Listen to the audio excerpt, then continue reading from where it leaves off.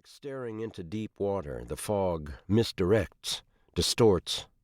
Within the 100-yard range of visibility, there is no cover. He is fully, completely exposed. He unshoulders the pack and uses it as a seat. He stares at the backs of his hands, which have gone pink with the cold. Lately they have been putting him in mind of his father. They are no longer the hands of a young man, clear and smooth.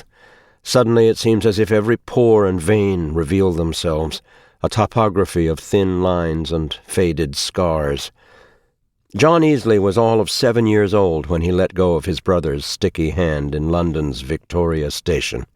They had arrived from Vancouver by way of Montreal only the day before, destined to spend the next 8 months in a tiny flat as their father advanced his engineering credentials. John would have responsibilities. For the moment, however, while their mother was off searching for a job and their father stood in line for tickets to the Underground, John's only task was to remain on the bench and watch over 3-year-old Warren. But those magnificent trains easing into and out of the station drew him like a spell. He is sure he had his brother's hand when he first wandered down the concourse, just as he knows that he was the one who let go.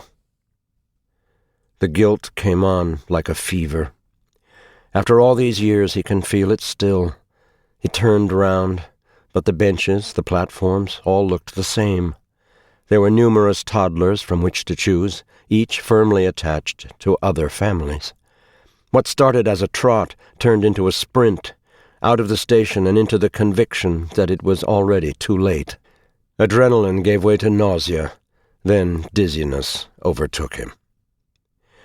He awoke to a ring of female faces and the vague idea that he had risen from the dead. But his father soon appeared, cradling his brother Warren, his face twisted and pale.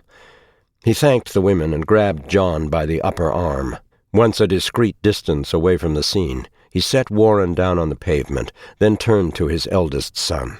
"How could you leave your brother? Where on earth did you think you were going?" Then, for the first and only time, Easley watched his father break down. Unwilling to let anyone see him cry, he reached up with both big hands and covered his face in shame. Anti-aircraft fire grows sporadic, then stops altogether. The wind begins to stir. Easley rises and stares into the mist. He makes his way downhill 200 yards, off the last patch of snow and onto flattened rye. The terrain, soft and spongy underfoot, slopes toward the beach. Not a single tree presents itself, no bush of any description. A small stream bisects his path. Less than a yard across, it snakes through the weathered grass. Easley lies down on his stomach with his head above the water. He puts his lips to the cold little stream and drinks so deep his head begins to ache. When the pain subsides, he drinks again as if he hasn't seen water in days. He pushes himself up and notices a glimmer in the current, a suggestion of reflected sun. A gust blows the fur-lined collar of the flight suit against his cheek, then lays it down again. The far-off scream of an Arctic tern is followed, strangely, by what sounds like a cough. Easley spins around. He now has perhaps 100 feet of visibility, and that is improving rapidly. The farther he sees, the more he realizes how completely exposed he is. No stump or boulder to duck behind, no ditch to conceal him. His heart trips a beat. Easley strains to hear the cough again, but detects only the breaking of waves.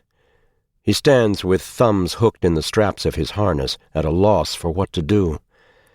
And then he turns to see a rift open up in the fog.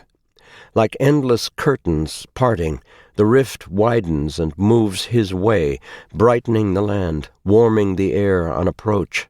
Finally, the sheet splits open, and the sun spills down directly overhead. It is such a miraculous thing that he forgets for a moment that he is behind enemy lines. The opening extends down the slope and onto the beach. He can make out the waves peeling white under pale blue sky. As the opening expands and liberates more and more terrain, Easley hears the faint cough again and stares.